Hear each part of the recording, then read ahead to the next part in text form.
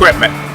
A lot of you parents that are getting into baseball for the first time, and those of you already know, there are basic pieces of equipment that we look for. To start with cleats, rubber.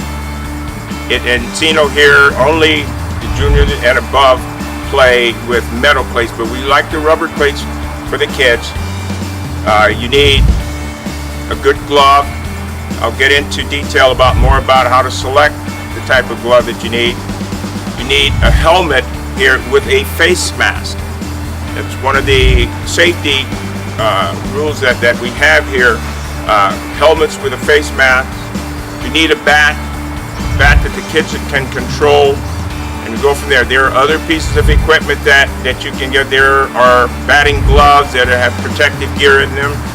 You have shin guards that they can wear on the outside to protect against foul balls hitting the floor or the shin, and just as important, protective gear that protect the genital areas. Also, if you want, they have heart guards that you can use. But the basic pieces of equipment are cleats, helmet with a face mask, bat, and a glove that they can control. One of the most frequently asked questions of me is, how do I select the glove? From 5-year-old to the highest levels here, the juniors, I say pick a glove that they can control. A 5-year-old hand is nowhere near as large as mine. My hand for a 5-year-old is the size glove that they should use. Picking the biggest glove or the best glove is not always the best thing to do. Reason being because they need to be able to get their hand into the glove and control it by opening and closing it as easily as I'm moving this glove here. They should be able to open and close it with no problems. Oftentimes I see kids with too big a glove and they can't find it and they can't control being able to catch the ball consistently. Breaking the glove in. There are many different ways to break a glove in. I've had people wrap gloves, put it under their pillow, put it in the oven. There are different ways of breaking in gloves, and probably the easiest way is to get a good glove oil that you can buy at the sporting goods store. Look for one that has a little bit of lanolin in it because it'll help soften the glove in a little bit sooner so that they can start to work in it. But the only other way is to play catch with it, because at that point, that's when the pocket gets formed, where kids are catching the ball in the pocket, which is this part of the glove, in the center of the glove, this way, where they can be able to close the hand around it. Again, also part of being able to break the glove in best and properly is their ability to control it. So make sure it's the proper size glove for them. And the second best way to break the glove in is play catch. Dads, mom, get out there with the kids or brothers and sisters. Get out there and just play catch with the glove. That's the quickest way to break it in because it helps to form the pocket just that much sooner, and where they can establish where they're going to be catching the ball in the glove, say 90% of the time. From AAA down, we use a Rift 5. It's a softer ball, more spongy, little rubbery. And from farm up, we use the regular hard ball.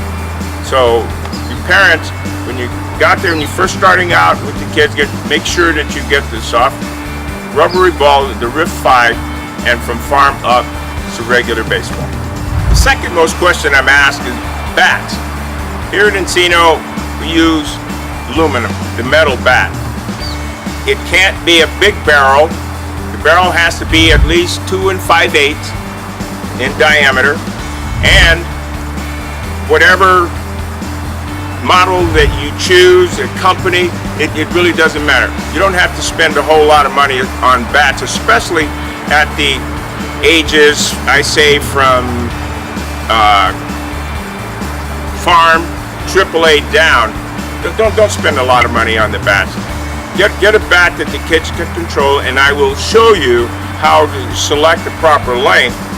But again, remember, We're using aluminum bats, 2 and 5/8 inch barrels, and preferably if it says Little League approved.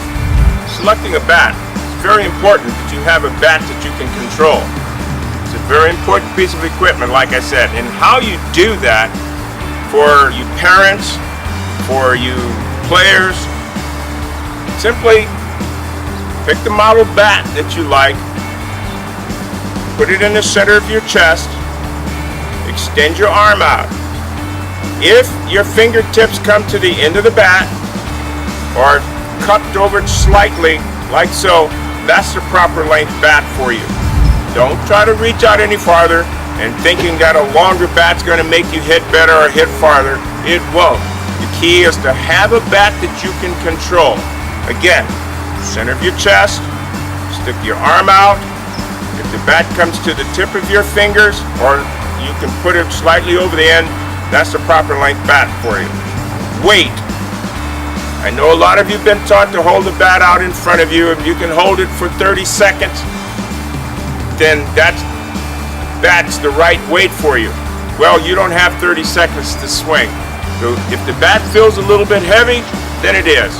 Pick a bat weight that you can control, pick a bat length that fits you, and that is going to make you a better hitter by having a bat that you can control.